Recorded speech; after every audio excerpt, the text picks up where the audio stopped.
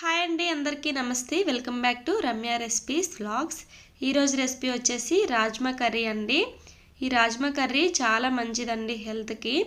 తప్పకుండా చేయాల్సిన రెసిపీ ఇదైతే మాత్రం. ఇది రైస్లోకి రోటీలోకి చాలా బాగుంటుందండి. తప్పకుండా ఈ విధంగా ఒకసారి ట్రై చేసి చూడండి. దీనికోసం ముందుగా 1/2 కప్పు రాజ్మాని 6-7 గంటల పాటు నానబెట్టుకోవాలి. నేను మార్నింగ్ ప్రిపేర్ చేస్తున్నానండి. ముందు రోజు నైటే నానబెట్టుకున్నాను. ఇలా నానబెట్టుకున్న రాజ్మాని 2 సార్లు వాష్ చేసుకొని ఒక కుక్కర్లో వేసుకోవాలి. ఇందులో 2 కప్పుల వాటర్ వేయాలి.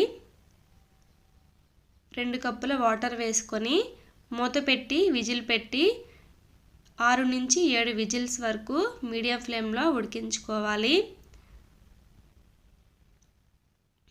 కరెక్ట్గా 6 విజిల్స్ అయితే సరిపోతాయండి.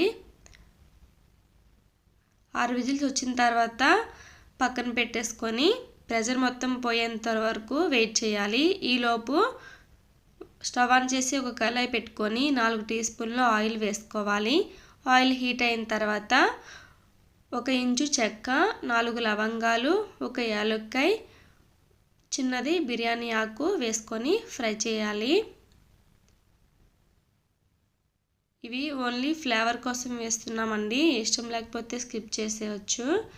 ఇవి ఫ్రై అయిన తర్వాత 2 మీడియం సైజ్ ఆనియన్స్ని కచ్చాపచ్చాగా ఈ విధంగా గ్రైండ్ చేసుకొని వేసుకోవాలి. ఆనియన్ కొంచెం ఫ్రై అవ్వనివ్వాలి.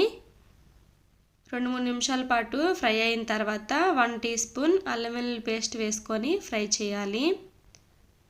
కొంచెం పచ్చివాసన పోయేంత వరకు వీటి రెండింటిని ఫ్రై చేసుకోవాలి.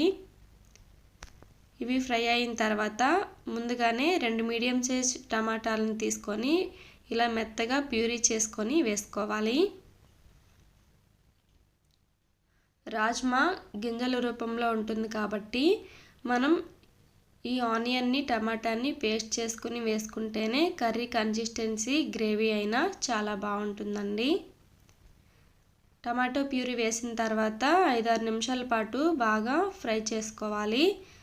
తర్వాత ఇందులోకి 1/2 టీ స్పూన్ పసుపు, 1 టీ స్పూన్ కారం, 1 teaspoon salt, 1 teaspoon ధనియాల పౌడర్, 1/2 టీ స్పూన్ జీరా పౌడర్ వేయాలి.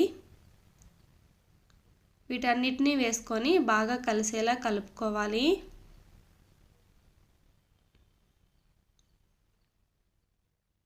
ఇలా బాగా కలుపుకున్న తర్వాత 2-3 నిమిషాల పాటు వీటిని ఫ్రై చేసుకోవాలి.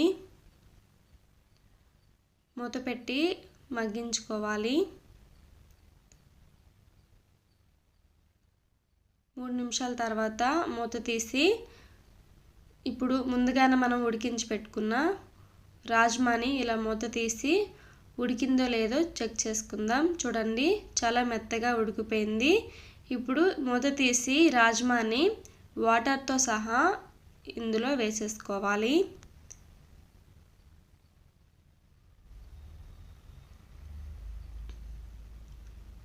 వేసుకొని బాగా కలుపుకొని మూత పెట్టి కర్రీ కొంచెం దగ్గర పడేంత వరకు ఫ్రై చేసుకోవాలి. ఈ రాజ్మాకి ఇంకొక పేరు కూడా ఉందండి. రాజ్మా సేమ్ కిడ్నీ షేప్లో ఉంటుంది కాబట్టి దీన్ని కిడ్నీ బీన్స్ అని కూడా అంటారండి. ఇందులో చాలా హెల్త్ బెనిఫిట్స్ ఉన్నాయి. ఇందులో ప్రోటీన్స్ ఎక్కువగా ఉంటాయండి. పొటాషియం, కాల్షియం, ఫైబర్ ఇవన్నీ ఎక్కువగా ఉంటాయి. క్యాలరీలు అయితే కొంచెం తక్కువగానే ఉంటాయండి.